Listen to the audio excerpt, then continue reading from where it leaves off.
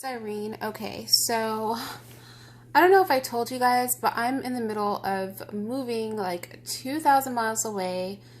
I'm moving out of my home in Texas and trading up for something back on the West Coast, not in California. You know, that's my home ground, but somewhere else on the West Coast. So things have been pretty crazy, and I've also been traveling, which was a nightmare because of the hurricane. But with that said, I just wanted to talk to you guys really quick about the whole thing with Kanye West. And I was talking to my man about this last night, and I feel like Kanye West is one of those people. I don't know if anybody's experienced this, but my mom well, she passed away last year of cancer. You guys know that, but she was a genius. Like, literally. Her IQ was off the charts. She was also really eccentric.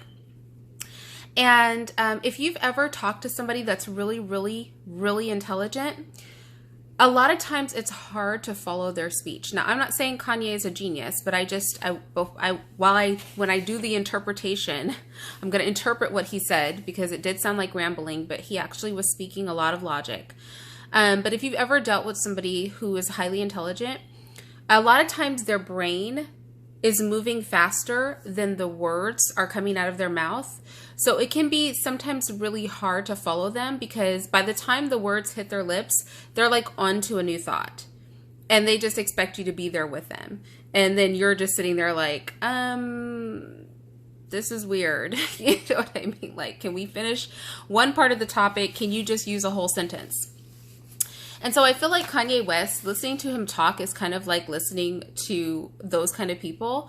I feel like he should only be allowed to like whisper in somebody's ear and then somebody like interpret for him. Like he's speaking a foreign language and he should have an interpreter, because then I feel like a lot of people would stop calling him crazy. So with that said, I'm going to do a Kanye West interpretation of everything that was said during his meeting with President Trump. I watched the whole thing. I'm going to go in order of the topics that he brought up. I'm covering pretty much everything he said, but not literally everything he said, because there were a lot of good things in there. Now, I have purposely watched no news. You guys know I have to make an intent to watch the news and stuff just for these YouTube videos because that's not part of my daily life. But I have made no attempt to see what anybody else feels or has to say about what Kanye West said. I'm just going to say what I feel based on what I saw there. And that is that he has a great deal of logic. He just has really poor communication skills. So he started off with alternate universes and him being Hoover in an alternate universe, and that's why he's petitioning his cause. That was a lot of wasted breath, I feel. He then went into welfare being one of the reasons a lot of Black people are Democrats. He also attributed it to job loss and being able to get more money every time you have a child. A lot of people are very stuck on this getting more money when you have a child.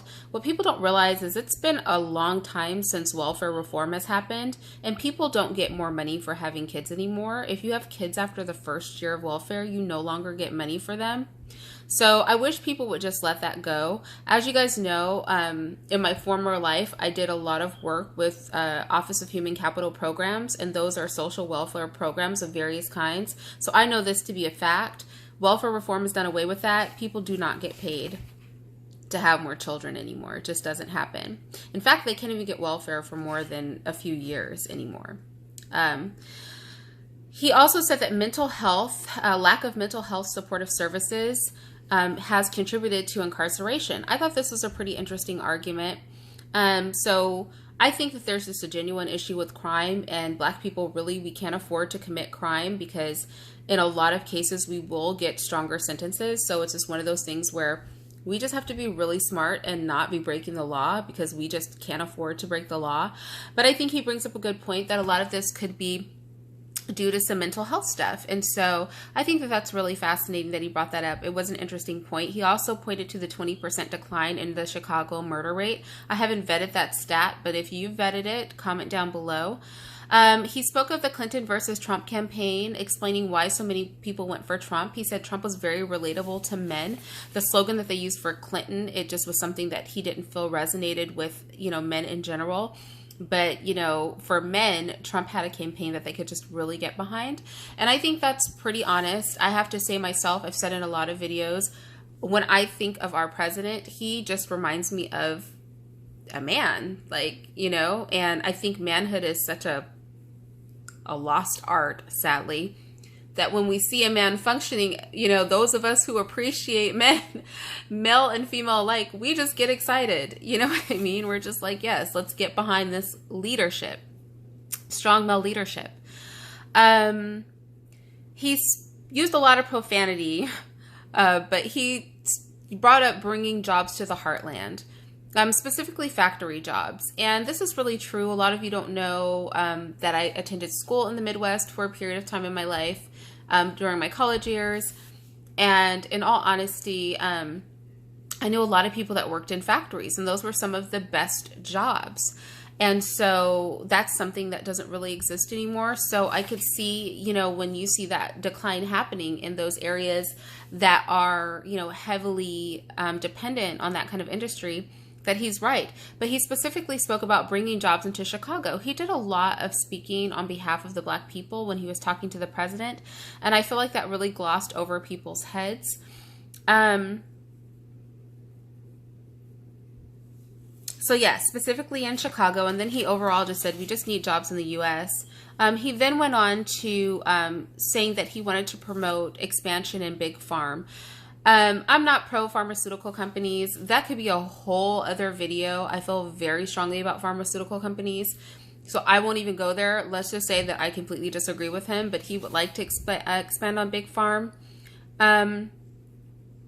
He spoke of making American cars basically the industry standard for greatness and technical evolution. So he just feels like the cars that we make here in the States, they should be the pinnacle of technology and things like that. We just need to up our car making game, because right now we know American cars, a lot of us buy foreign just because they're cooler cars, they're nicer cars, they're more technologically advanced and things like that. And I have to agree with him there. We have to make our product a good product to really compete. Somewhere in here, I didn't write it in my notes, he talked about how he was diagnosed with bipolar disorder, which I could see that. I mean, he seemed lightweight in a manic state. I know some bipolar people. He seemed like lightweight in a manic state, even in this meeting. But with that said, he said he was actually re-diagnosed with sleep deprivation, and he tied that into how he had the money to get a second diagnosis. He had the money to get proper mental health care, and a lot of people don't have that option. And he feels that should be available to people, or he would have just been stuck with the incorrect diagnosis. So he did touch on that briefly. He spoke of upgrading Air Force One. This could kind of seem like just a weird thing to bring up. He even had an example of the type of plane that it should be upgraded to. But if you think about it, I don't know that it is such a weird thing to bring up. I mean, honestly, we should want our president to, you know, have the latest in technology, especially because Air Force One is very antiquated. So I thought that made sense. I didn't think it was an important topic, but I think he's sort of like saying, like, for status, you know, our president, like our leader, you know, we should be presenting in a certain way. And that's not uncommon, you know, with societies that are at the peak of their growth. I wouldn't say America's at the peak of our growth, but you understand what I mean. He talked about Saturday Night Live in particular, and how when they make the president look bad, they make us all look bad. And I actually completely and totally agree with that. The light is changing because the sun is changing. I actually completely and totally agree with that. I really don't agree with the bashing of our leader. I think it makes us look divided. I think it makes us look weak. I feel like people think you're just attacking President Trump, but no, he's our leader. So it's reflective on all of us as Americans. It's not just reflective on him. It's reflective of how our country is getting along, how strong we are, how unified we are. That's very problematic, which is why I'm like, he's only in office 4 years. It would be really smart if the media would just let this go and let the man do his time and just get behind our president. If we don't like him, the American people don't have to reelect him. That's why we have an election every 4 years. The bashing, I'm with him. It makes us all look bad. It's not cool. He He talked about Black accountability for Black on Black crime without negating the murders that are caused by police. And I agree with this. I've said this in previous videos. We're so on, police murder, and it's not right when the police murder specifically young Black men. But we kill so many of our own people. Like, we do way more damage than the cops ever could. And we need to be accountable for that. Do you know what I mean? Like, if you want to go hard for Black life, go hard for all the Black lives. The ones we're taking and the ones they're taking. I would go even harder for the ones that are being killed the most. We are killing way more of our own people than the police are ever. Like, they're not even making the same kind of dent that we're making. We're just basically committing self-genocide. It's literally crazy. So I'm with him on that. Like, we need to be accountable for that. We can still handle the police stuff, but like, y'all, we need to really focus on who's killing the most of our people. Above and all anything. Like, this has to be in tandem. We can't just focus on one thing and not the other. He talked about racism over industry and manipulation caused by racism. He also tied that into how the Black community finds value in materialism. So we find value in labels, unfortunately. And then he goes on to talk about racial tension and how it is dependent upon the propagation of hate. And that racism is an invisible wall. I actually love this part of what he said. I completely agree. Racism is used to manipulate specifically the Black community. Racism is like this invisible wall that we can never knock down because, it's invisible. We can't see it. But it is seriously holding us back. Do you know what I mean? In a mental place. And in order for racism to be propagated, it is really dependent on hate on both sides. We have to hate those, because when we think of racism, we're really thinking of white people against the world, right? We have to hate on our side, and there has to be hate on their side. And the propagation of hate is essential for racism. Without hate, there is no racism. And that's the truth. So he was very on point with that. He spoke for reparations. And he spoke against stop and frisk. I'm with both of those too. He spoke for business tax breaks that would allow us to compete with China. I could do a whole separate video, and I know I will get a lot of people riled up because a lot of Republicans watch my channel. A lot of conservatives watch my channel. I know I will get a lot of people riled up, but y'all remember that I'm in the middle. I'm not a Republican. I mean, China is not a happy place for the workers. I could do a whole nother video on this, and I plan to, and then we can fight in the comment section, but I won't start that beef here. He talked about Yeezy ideation centers. I know he probably lost a lot of people, but I understand what he's saying. Essentially, his centers would be geared toward kinesthetic learners. And if you've ever had a child that's a kinesthetic learner, then you know that they learn best during activity. So I have a kinesthetic learner. My eldest child, the one that speaks 5 languages and is currently living in Japan, going to school. A lot of you guys ask, is he in the military? No, he is attending school. He is a kinesthetic learner. And when he was little, he used to run around in circles and scream out his letters. That's how he learned the alphabet. I used to talk to his teachers and ask that he could keep a squish ball or something in class, just so he was doing something, because he was not homeschooled, unfortunately. Now, if I have a kinesthetic learner now that I homeschool, I know how to deal with them. So I know the name is interesting, Yeezy Ideation Center or whatever, but the idea is true. All children learn differently. When I look at opening up charter schools and private schools for young Black children, one of the things that I consider is the learning strategies for the children, and that they need to really be varied because all children don't learn in the same way. Every child cannot sit down in a lecture type setting and learn. I know when I was in college, I'm a very visual person. So I would ask my professors, let's say in science, if they could draw diagrams, pictures on the whiteboard so that I could visualize what was being talked about. if I can't visualize or see something, it's hard for me to learn it. Some people need to be active to learn. Some people do really well with lecture type settings. Everybody is different. Unfortunately, our current school system does not afford every individual the ability to be an individual and have learning that's geared toward the way that they learn best, which is why we see so much failure, which is why we have misdiagnosis of attention deficit disorders, hyperactivity disorders, things like that, which is really just children being children, kinesthetic learners being in a wrong environment, and us expecting children and human beings to fit into the mold of conformity versus the world conforming to the human being, which is, strangely, we make the world conform to us as people, but when it comes to educating our children, we expect our children to conform to the world. So it's just a weird thing.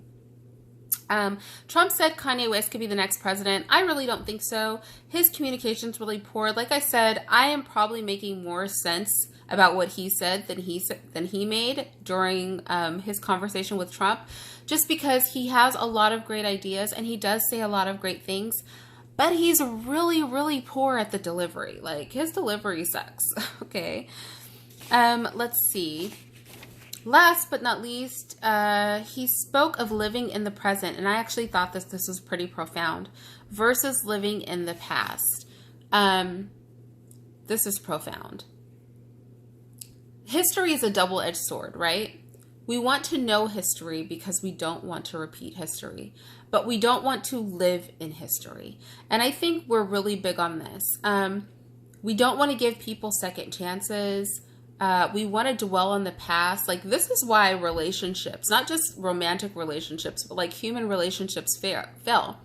We will live in the past forever. Now, we have to learn things from the past so we don't repeat wrongdoing, right? So we don't repeat mistakes. But we don't have to like literally function in real time based on things that happened a long time ago. And so many of us are doing that. And it causes so many problems in society. It causes so many problems in relationships. It's ridiculous.